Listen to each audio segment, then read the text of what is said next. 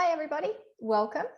I am Dr. Kate Owen, and I am representing the Queensland Institute of Family Therapy.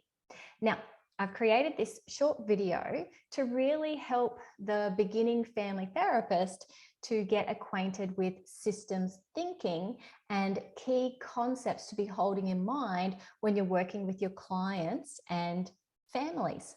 So let's get started. Now, it's a bit of a no-brainer, but when we are thinking and working systemically as family therapists, our focus truly is on the system rather than just the individual. And so a key concept is that difficulties and challenges do not arise within the individual, but between people. So in relationships, in interactions, in the language and dialogue and communication and stories that develops between people. Now, as a systemic family therapist, yes, we still have an appreciation for the individual. We definitely do not discount that there's biological and neurobiological things that are happening inside of people. The systemic family therapist takes that into account and then explores how relationships either activate those symptoms or soothe those symptoms. Now, you know yourself, if you've been in the counseling and mental health field, if someone presents to you with, let's say, symptoms of schizophrenia, then you know in your experience that the symptoms of schizophrenia will either be soothed through relationships and interactions with others, or activated through relationships with others. Now, the system can be any system. It can be the family. It can also be friends, so a peer network. You might be working with clients around what's happening at school in their school system. It could be work, it could be church, sport, the wider community. So the beauty of systems thinking is that it can apply to any system. Now, here's a few tips. So if you're just getting started in the field, then prepare yourself to ask questions that explores the quality of relationships and relationship dynamics. So really hold in mind that you would be interested in what's happening between people. So for example, instead of asking, how would you describe your partner? Because then we're focusing on the partner as an individual. You would ask instead, how would you describe your relationship between you and your partner? And then you're really looking at that systems focus of what's going on in between. Similarly, if you work with children, as opposed to asking, how would you describe your child? You might say, tell me about what happens between you and your child. What's the quality of that relationship? So just a few tips to get you started. Now, this is another great systemic key concept if you're just getting started, the identified patient. Now, it is a little bit of old school language, but we talk about the identified patient. You might say the client, the consumer. We think about them as being a barometer and thermometer. Now, what does that mean? Well, first of all, let's define what the identified patient is. So this is the person that is seen as having problems or being problematic. And so this is the person who ends up in your counseling room or in your service. Now, this person might be seeking help actively for themselves, so they self-refer. It might be a person who's dragged into therapy. So the teenager that gets dragged into therapy because, mum and dad say, you need to get some help. And so it could be any number of reasons in terms of someone ending up in front of you.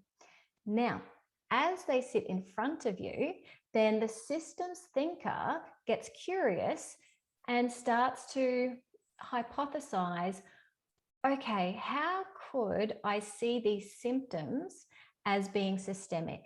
And one way of doing that is to think of the person, the identified patient, as being a symptom bearer or a thermometer and barometer for family life. And so we think about the identified patient as waving a bit of a red flag that says, hey, there's a story here.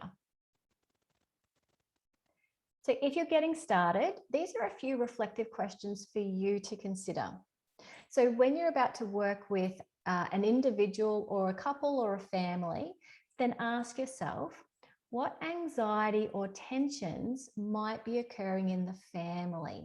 So you're not just focusing on the person brought into therapy. So what is happening around the client? Context is really important as a systems therapist. You might also ask yourself, are these symptoms an expression of anxiety or tensions in the family, either now or linked to the past? And again, the systems thinker, the family therapist, we're looking at context across time. You might ask yourself, do these symptoms somehow protect the family from having to address other challenges? Another way of looking at that question is, if the family was not focused on this particular problem with the identified patient, then what other areas of family life would they need to address? And this really helps you to be curious about what else is going on around the client.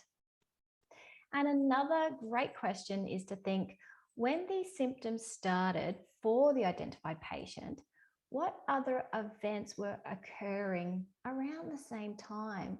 But think bigger and broader, not just in the life of the individual, but in the life of the family system. I hope you found that helpful. Okay, moving to the last key concept for today. Most mental health and counselling professionals are trained to think linearly. And so A leads to B leads to C. So we're trained to think this activating event, A, has triggered then thoughts and beliefs within the individual, B, that has led to an action or a consequence for that person, which is C. Now, the systems thinker, we actually think in circles, not straight lines. And so we hold in mind the notion of circularity. I affect you, and in turn, you affect me. And so we are continually influencing one another through our interactions and relationships. And so this is what we're interested in when we put on our systems thinking hat. We're looking at those patterns of behavior between the members of the family system. So we're very curious about exploring all of those interrelated dynamics. A really popular metaphor in family therapy is thinking about circularity like a dance, because we could think about all the family members being a part of a dance. So what is the dance? Who is in the dance? What are the steps in the dance? Let me give you an example to make that a little bit more clear. Now, let's start from the top of the circle where we go with A. So maybe in a family, there are parents who are worried about finances. It's very, very stressful. Hours are being cut back. Maybe someone's lost their job, or interest rates go up. We've got to pay more on the mortgage now. So that would be A. So then what does that lead to? Who does that influence and impact? Well, then the parents under this stress argue more in front of the kids. There's tension, they're snappy with each other, they're more irritable. So there's the next step of the dance. What does this then lead on to? Who in turn is affected and influenced by that? The kids. The kids see mum and dad arguing and there's tension. They start to worry about mum and dad. What's going on here? What happens next? So then the kids might be really worried about mum and dad. Are they going to separate? What's going on here? And they express that anxiety and tension, think thermometers and barometers, through dysregulated behavior. And that could be internalizing behavior, let's say anxiety, lots of maybe bedwetting or nightmares going on, or having, that sort of anxious experience every day. or it could be through externalizing behavior. Maybe they're more ratty in their behavior. They're not listening to mum and dad. They're more distractible and destructive in their behavior. Barometers and thermometers. So then how does this then influence and impact the system? Well, then we go to E. This dysregulated behavior becomes worrying for them, the parents. They think this, whoa, wow, this is really stressful. We've already got so much going on. And so their level of attention and angst increases as well. So then what happens next?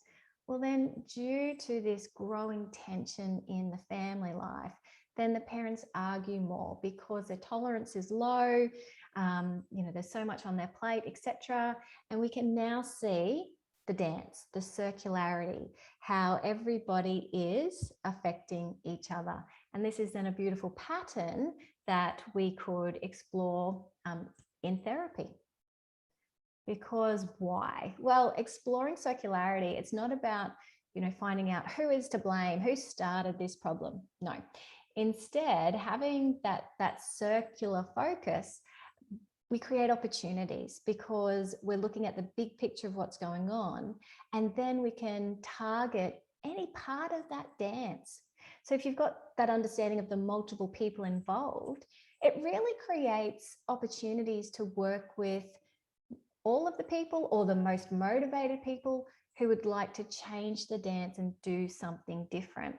And that's really one of the key reasons why I like systems thinking and systems working, because we can, look at the big picture and find our area of maneuverability. So I hope that you found this interesting. If you'd like more videos like this, subscribe to the Crift YouTube channel. If you'd like free resources every month, then subscribe to our monthly newsletter on our website. If you like these concepts, we have a 2-day professional development workshop that you can come along to as a counsellor or mental health worker. Or if you're super interested, consider studying with us in our 2-year accredited program. So Leonie and I would love to meet you. And so I hope that we get to cross paths in the future.